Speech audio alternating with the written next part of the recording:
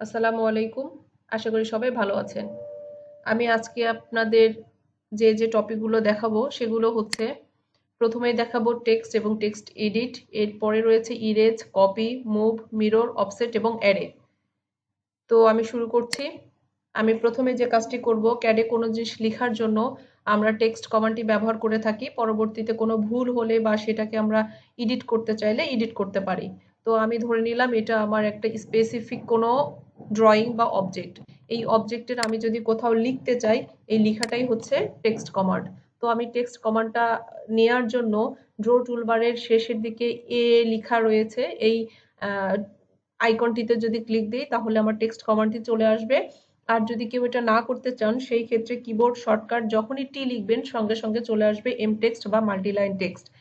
মূলত ক্যাডে মাল্টিলাইন টেক্সটটাই বেশি ব্যবহার করা হয়, কারণ এটাতে এডিট করাটা সহজ, আমার যে কোনো কাজ করাটাই এখানে সহজ। তো আমি মাল্টিলাইন টেক্সটটি নেওয়ার জন্য কিবোর্ড শর্টকাট টি লিখেছি এবং এন্টার প্রেস করলাম। এখন মাউস পয়েন্টারে লেখা এসেছে স্পেসিফাই ফার্স্ট কর্নার পয়েন্ট। তো আমি কর্নার পয়েন্টে একটা ক্লিক করে দিলাম, একটু আগায়ে গিয়ে অফসাইড কর্নারে ক্লিক করে দিলাম। আমরা যেহেতু পেজ সেটআপ যখন দিয়েছি তখনই টেক্সটের একটা টেক্সট হাইট দিয়েছি 6 ইঞ্চি এবং টেক্সট স্টাইল দিয়েছি এরিয়াল বা টাইমস নিউ রোমান। তো সেভাবেই আমরা লিখবো এবং লেয়ার প্রপার্টিস একটা কালার দেওয়া রয়েছে, সেই কালারটাই এখানে অ্যাপ্লাই হবে যদি আপনারা লেয়ার মেনটেন করেন। তো আমি এখানে ধরে নিলাম এটা আমার একটা রুম, বেডরুম। তো আমি এখানে লিখলাম বেডরুম এবং এটার একটা মেজারমেন্ট ধরে নিলাম যে 10 ফিট বাই 12 ফিট। তো 10 ফিট 12 ফিট। এখন এই বক্সটাকে ওকে করে দিলে আপনার লেখাটি হয়ে যাবে। এখন যদি আপনারা লেয়ার মেনটেন করতে চান সেই ক্ষেত্রে টেক্সটকে ক্লিক করে লেয়ার প্রপার্টিসে গিয়ে এটাকে যদি আপনারা টেক্সট লেয়ারে ফেলে দেন তাহলে এটা টেক্সট লেয়ারে যে কালারটি রয়েছে সেই কালারটিকে ধরে নিবে। কোনো কারণে যদি আপনার মনে হয় যে টেক্সটটি প্রপার হয় নাই বা একটু বড় করতে চাচ্ছেন, স্টাইল করতে চাচ্ছেন, সেই ক্ষেত্রে যে কাজটি করতে হয় সেটাই হচ্ছে টেক্সট এডিট। তো টেক্সটের উপরে ডাবল ক্লিক করার সঙ্গে সঙ্গে টেক্সট বক্সটি টেক্সট ফরম্যাটিং বক্স চলে আসবে। এরপরে পুরো লেখাকে সিলেকশন করে আপনি চাইলে 6 ইঞ্চিকে যদি 1 ফিট করতে চান 1 ফিট করে দিতে পারেন, এই স্টাইলটাকে চেঞ্জ করে দিতে পারেন, কালারটাকে চেঞ্জ করে দিতে পারেন। এর বাহিরেও যদি আপনার আরো কিছু প্রয়োজন হয়, যেমন বিভিন্ন রকম সিম্বল ব্যবহার করার প্রয়োজন হয়, সেই ক্ষেত্রে এখানে একটি সিম্বল রয়েছে, সিম্বলের ড্রপ ডাউনে ক্লিক করলে বিভিন্ন রকমের সিম্বল, ডায়ামিটার সিম্বল থেকে শুরু করে সব রকমের সিম্বল ব্যবহার করতে পারবেন। এর বাহিরেও যদি হাফ লেখার প্রয়োজন হয়, ভগ্নাংশ আকারে কোনো জিনিস লেখার প্রয়োজন হয়, সেই ক্ষেত্রে আদার্সে ক্লিক করলে এখানে আরো হাজার হাজার সিম্বল রয়েছে। যে সিম্বলটি আপনার প্রয়োজন সেই সিম্বলে ক্লিক করে প্রথমে সিলেক্ট করে নিতে হবে, এরপর কপি করে নিতে হবে, বক্সটি কেটে দিয়ে। কপি করার পরে আমরা সবাই জানি সেটাকে এখানে ব্যবহার করার জন্য কি করতে হয়, কন্ট্রোল ভি পেস্ট করতে হয়।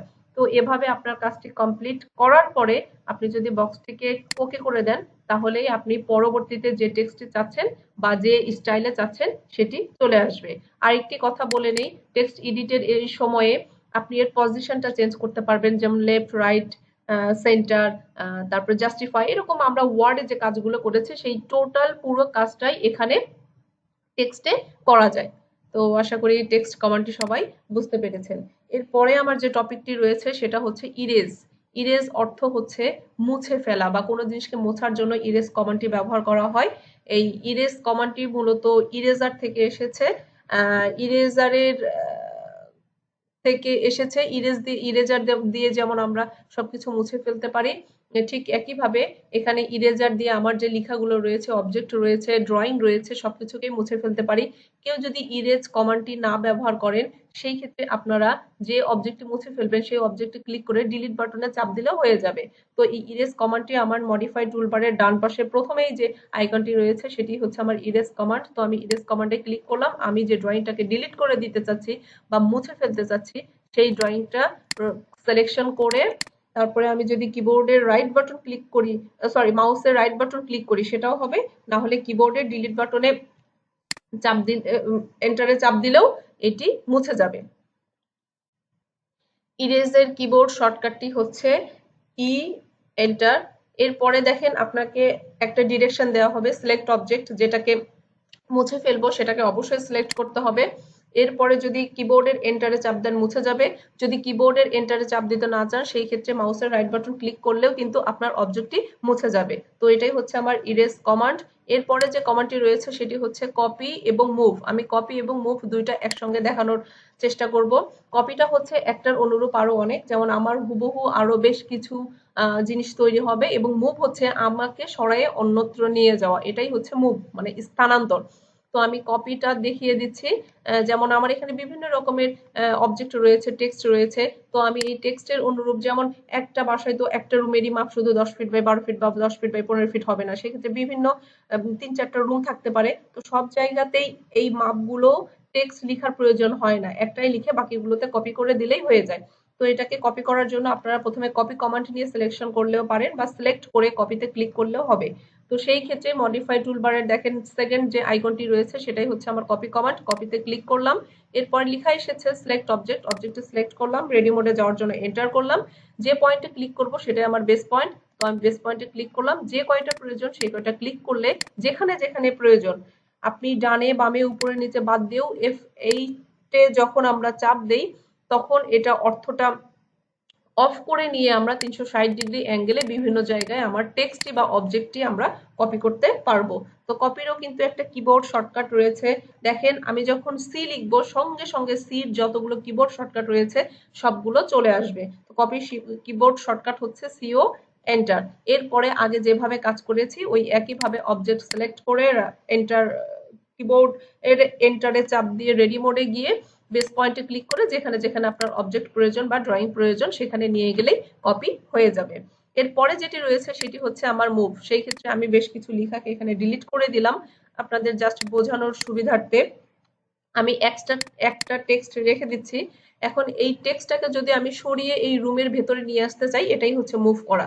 তো আমি মুভ কমান্ডের এম লিখে এন্টার করেও মুভ করতে পারি, বা কেউ যদি এম লিখে এন্টার করতে না চান সেই ক্ষেত্রে মডিফাই টুলবারে দেখেন আমার আইকনটি যেখানে রয়েছে সেটাই আমার মুভ কমান্ড। তো আমি মুভ কমান্ডে ক্লিক করে এই লেখাটাকে সিলেক্ট করে নিলাম, এরপরে রেডি মোডে যাওয়ার জন্য এন্টার করলাম, বেস পয়েন্টে ক্লিক করলাম, আমার যেখানে প্রয়োজন সেখানে নিয়ে গিয়ে ক্লিক করে দিলাম। এটাই হচ্ছে মুভ, এবং মুভের কিবোর্ড শর্টকাট হচ্ছে এম এন্টার।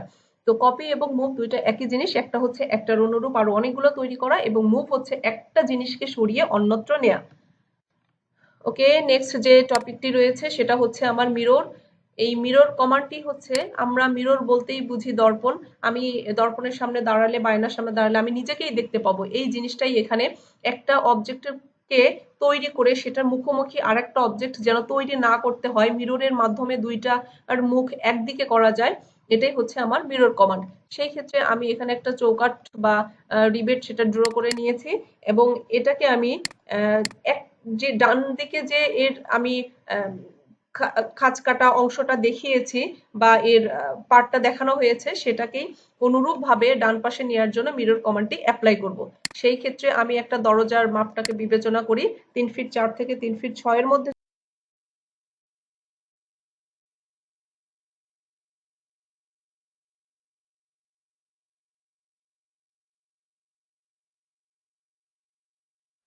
তো আমরা এখন মিরর কমান্ডটি দেখব। এই মিরর কমান্ডটি দেখার জন্য আমি এখানে একটা রিবেট তৈরি করে নিয়েছি এবং 3 ফিট 4 এর একটি লাইন ড্র করে নিয়েছি।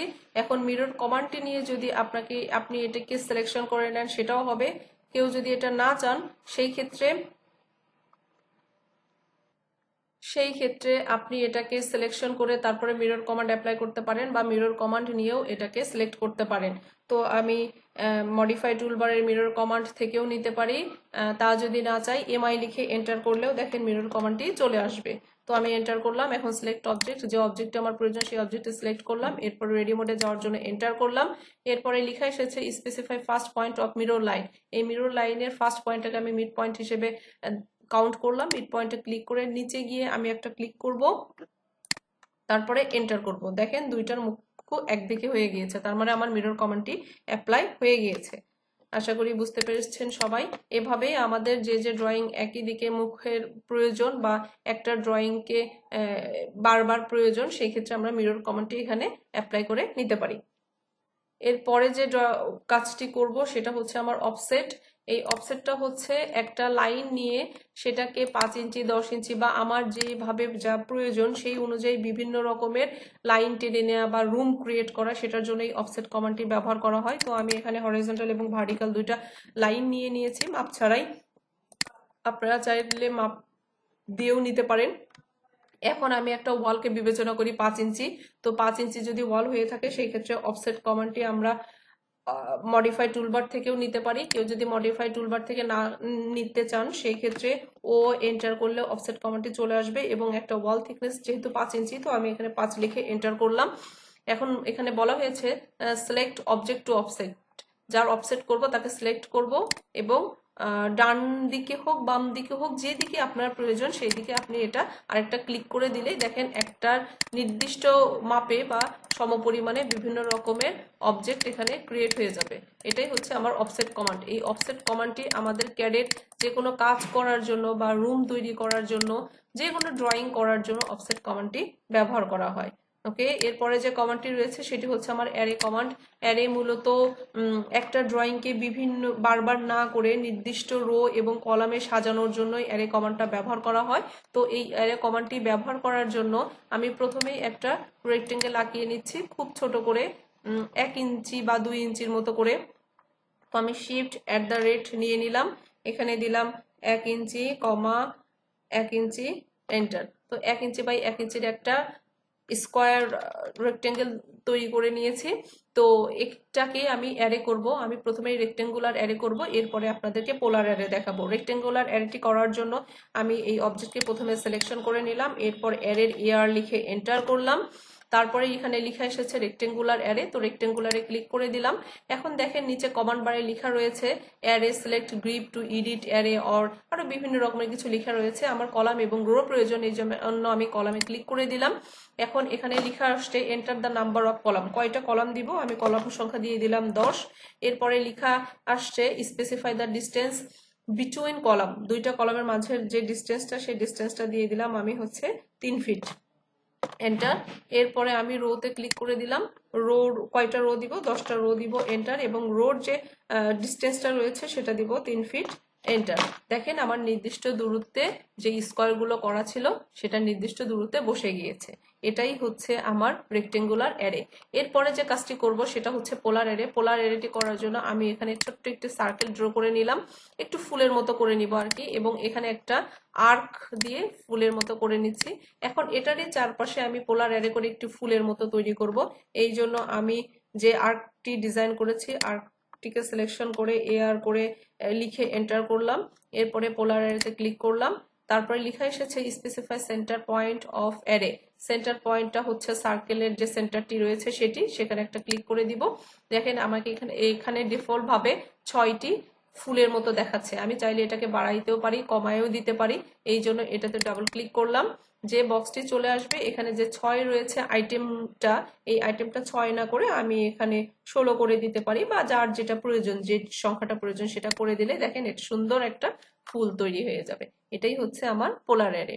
তো আমি প্রথম থেকে এই পর্যন্ত আপনাদের যা যা দেখিয়েছি সেগুলো হলো আমি টেক্সট কিভাবে ক্যাডে টেক্সট লিখতে হয়, এটাকে এডিট করতে হয়, ইরেজ করা, কপি করা, মুভ করা, মিরর, অফসেট এবং অ্যারে দেখিয়েছি। তো টেক্সটের কিবোর্ড শর্টকাট আমি আরেকবার বলে দেই, T enter, erase E, copy CO, move M, mirror MI, offset O, এবং অ্যারে হচ্ছে এআর। তো আশা করি সবাই বুঝতে পেরেছেন। সবাই অবশ্যই অবশ্যই ভিডিওটি দেখবেন। সবার যারা ক্যাড শিখতে চান তাদের জন্য অনেক হেল্প হবে। আমি নেক্সট ক্লাসে মডিফাই টুলবারের আরো বাকি সবগুলো কমান্ড দেখানোর চেষ্টা করব ইনশাল্লাহ। সবাই সাথেই থাকবেন, ভালো থাকবেন, আল্লাহ হাফেজ।